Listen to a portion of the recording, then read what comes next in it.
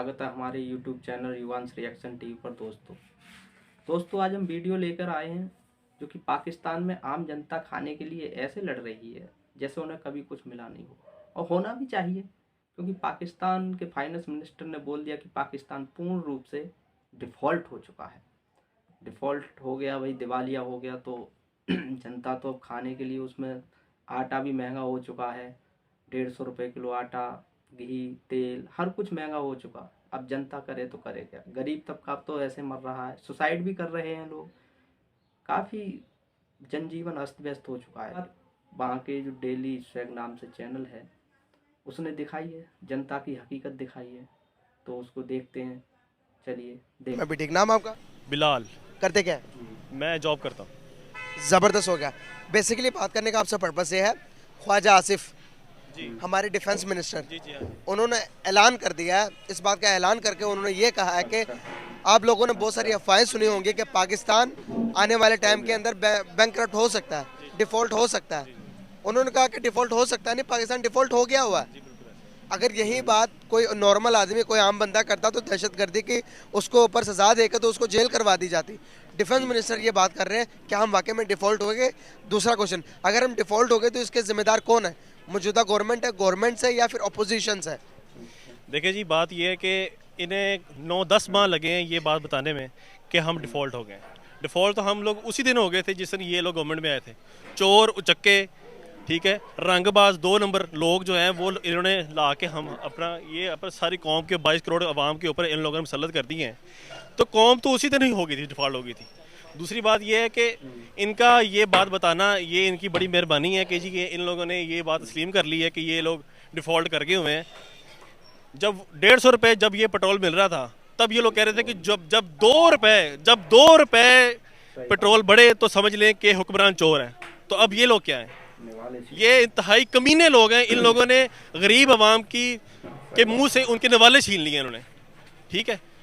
और इसके अलावा मैं क्या कहूँ? मैं सही हो गया। बेसिकली यहाँ पर सवाल यहाँ पर यह पैदा होता है, दूसरी तरफ हम देखते हैं कि बहुत सारे मुल्क चलने के बहुत सारे राज होते हैं। अब अगर मैं बात करूँ चाइना के, उनका एक्सपोर्ट बहुत ज़्यादा, वो अपनी चीज़ें एक्सपोर्ट करके उनकी जीडीपी ग्रोथ होती है जिसकी वजह से मुल्क चलता है। अगर आप बात करेंगे इंडिया की आईटी इंडस्ट्री, और वो ज़रूरी मुल्क है, ज़राअत एक्सपोर्ट करके मुल्क चल रहा है।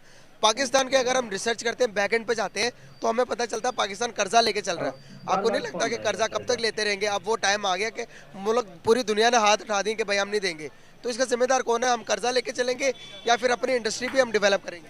आपने बहुत सी बात की है। ये अपना पाकिस्तान में एक ज़राअत एक ऐसा शोबा था कि हमारे मुल्क में किसी चीज़ की कभी भी कोई किल्लत पैदा नहीं हो सकती थी। इन लोगों ने गरीब ज़िम्मेदार जो है वो तो इन लोगों ने मार दिया है। आज आप डीएपी का रेट देखें कि कहाँ से कहाँ पहुँच गया। आप ये देखें कि गंदम का रेट जो है एक ज़िम्मेदार को क्या मिल रहा है, और बाकी जो है वो बाहर आके एक जो आड़ती है जिसके पास सरमाया है वो कितने में जो है ना वो अपना सेल कर रहा है। ज़ख़ीरा अंदोज़ों ने इस मुल्क का बेड़ा गर्क कर दिया हुआ है। ये कौम तब तक तरक्की नहीं कर सकती जब तक ये कोई अच्छा हुक्मरान ना ले आए।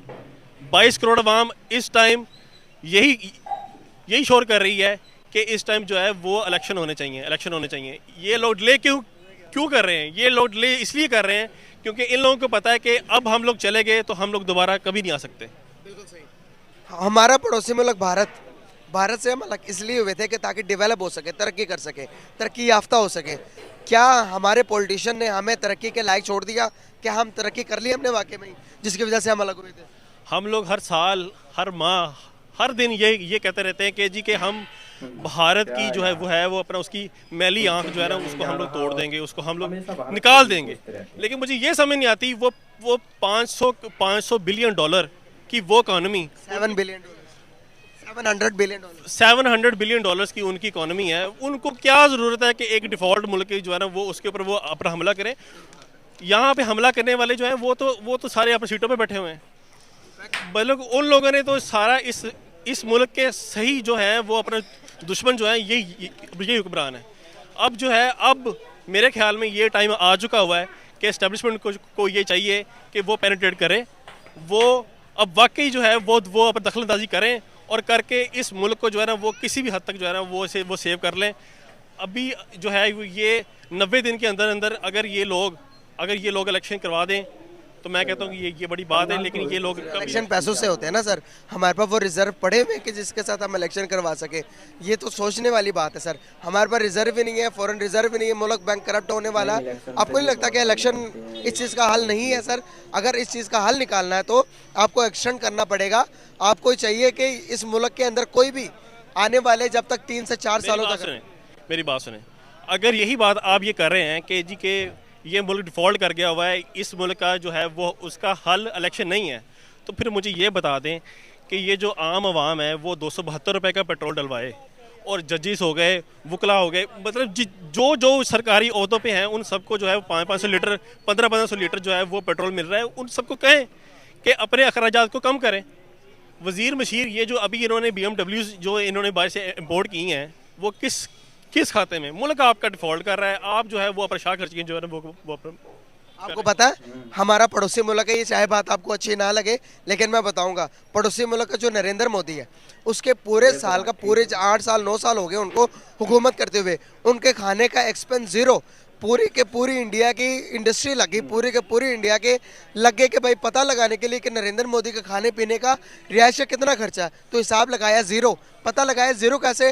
वो खाने पीने का बहुत सादा से खाते हैं और अपने खर्चे से खाते हैं, और उनका घर सिर्फ एक घर है उनके पास, और उनके पीछे कोई नहीं है। देखे ना, मुल्क के साथ इतना लॉयल है वो अपनी ज़िंदगी हर चीज़ से आगे रखते हैं अपने मुल्क को, और हमारे पॉलिटिशियन क्या करते हैं। और यहाँ पे ये हाल है कि अपने वज़ीर-ए-आज़म हाउस का जो है वो खर्चा 70 मिलियन उन्होंने और मांग लिया कि जी कि हमारा जो है वो खर्चा हमारा पूरा नहीं हो रहा। जो पहले आप लोगों ने जो अपना बजट दिया उन्होंने सप्लीमेंट्री में 70 मिलियन उन्होंने और मांग लिया। ठीक है, ये हाल है, ये इस कदर ये लोग लॉयल हैं अपने मुल्क के साथ।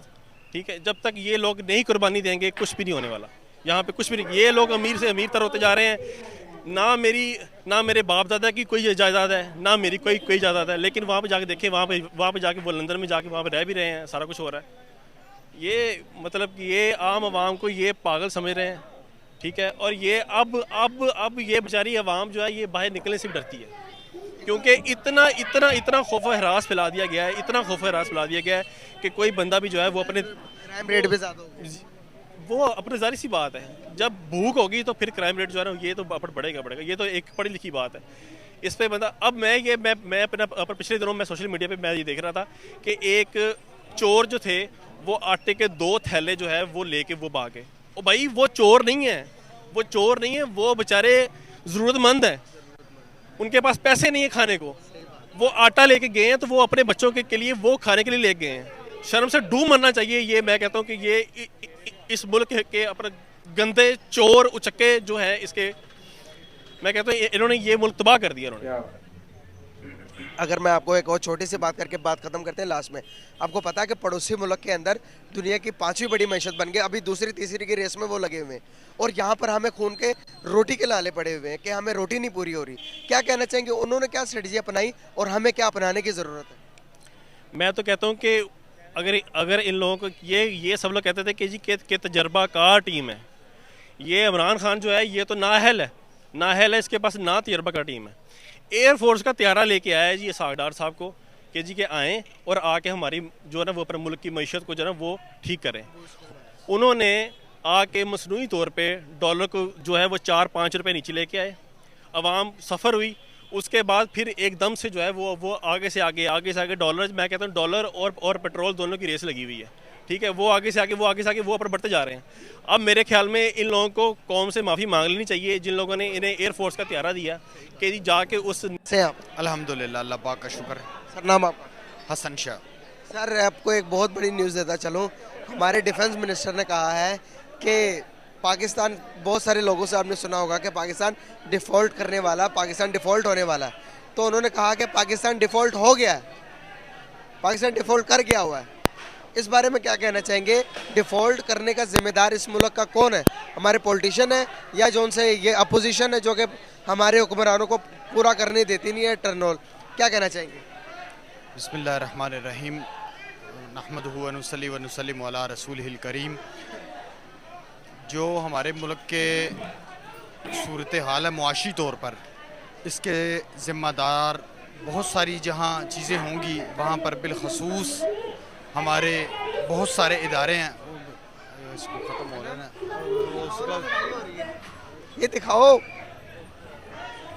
ये देखे मौलवी साहब खाने रोटी के लिए लड़ाई हो रही है। ये देखे क्या सूरत आपका इंटरव्यू ले रहे हैं आप, ये बहुत घटिया कौम है हमारी। कैसे लड़ाई हो रही है? देखो खाने के लिए रोटी के लिए जानी है भाई, ये जो हालत है, ठीक है, रोटी के लिए लड़ रहे हैं यार, ये हालात है। ये रहे, इन्हें घर से भी कुछ नहीं मिलता। सही बात है। तो क्या कहना चाहेंगे, पाकिस्तान में ये हालात है, गहमा गहमी के रोटी के लिए लड़ रहे हैं हम, इन्हें कौन ठीक कर सकता है? ये कौम ही ऐसी है, इनके साथ ऐसा ही होना चाहिए। हमें लड़वाया गया कि हम लड़ रहे हैं? नहीं, ये हमारी अपनी जो है ना ज़र्फ ही इतना है, जिसकी वजह से हम, जिसके अंदर जितना ज़र्फ होता है उसने उतना ही इस्तेमाल करना है। इनके अंदर इतना ही ज़र्फ है जो ये इस्तेमाल। तो कह के गए थे हमारे इलामा इकबाल, तो कहते थे कि सबसे अच्छी दुनिया में अगर कोई कौम देखनी है तो वो पाकिस्तानियों को देखो। क्या वो सही कह रहे थे? उन्होंने उस ज़मन में ठीक कहा था। ज़ाहिर है हमारे बड़ों ने कुर्बानियाँ दी हैं, और पूरी दुनिया में सबसे बड़ी हिजरत उस वक्त हुई थी जब पाकिस्तान बना। तो हमारे बुज़ुर्गों ने कुर्बानियाँ दी थी, ये इस मकसद के लिए नहीं दी थी कि ये देखो हम किस तरह की कौम है और किस तरह के हमारे मामलात हैं। ऐसा नहीं होना चाहिए। कुछ सब्र, तहम्मुल, बर्दाश्त कोई नाम की चीज़ ही नहीं है हमारे अंदर। वो दिखाए सर, आगे वो दिखाए। अभी भी वो बंदे लड़ने के लिए आ रहे हैं, बर्गर की नई शॉप खुली है, उसके पीछे ये हालात है हमारे चल रहे हुए। आप बताएं कि हम एक महज़ब कौम होने का दावा करते हैं, हम ये दावा करते हैं कि हमसे अच्छी कौम कोई नहीं है दुनिया में। हम अगर इतने पीछे हैं, मेरी बात सुने, पहले पूरी सुने। दुनिया में देखेंगे हमसे, जो हम जिन कौम से अलग हुए थे, जिस मुल्क से अलग हुए थे, वो कहाँ पर पहुँच गया आज।